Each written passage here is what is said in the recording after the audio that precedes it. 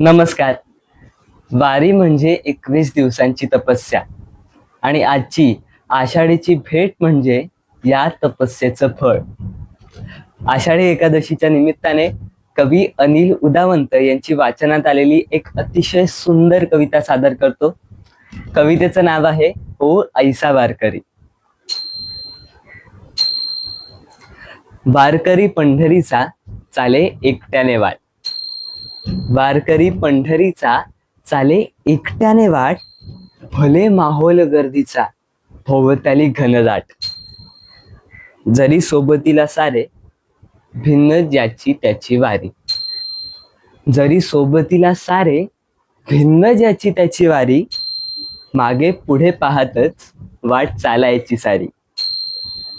रोज नवा अनुभव, नवा ठाव नवे गाव, ऊन पाऊस झेलीत जपायचा मनीभाव.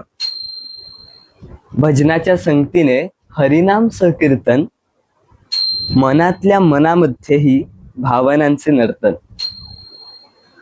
सुखदुःखाची शिदोरी जे जे पदरी बांधती, सुखदुःखाची शिदोरी जे जे पदरी बांधती, त्यांच्या घरी सुखे सारी आदरानेच नांदती. आस विठ्ठल भेटीची जया लागलेली ओढ.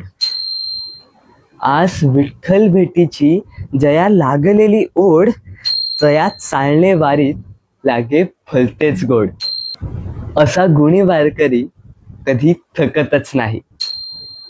असा गुणी वारकरी कधी थकतच नाही.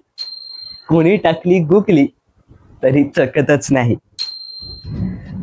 कळसाच्या दर्शनाने होतो आनंदित जीव, तयार रान शिवारात भेटे पाणंदित शिव. शिव भेटता जीवाला जीव जीव राहतो ना, याच नेमक्या क्षणाची रोज वाट पाहतो ना. क्षण नेमका गाठता होते सफल ही वारी. क्षण नेमका गाठता होते सफल ही वारी. कवी अनिल म्हणतो, हो ऐसा वारकरी, हो ऐसा वारकरी. धन्यवाद. तुम्हा सर्वांना आषाढी एकादशीच्या शुभेच्छा.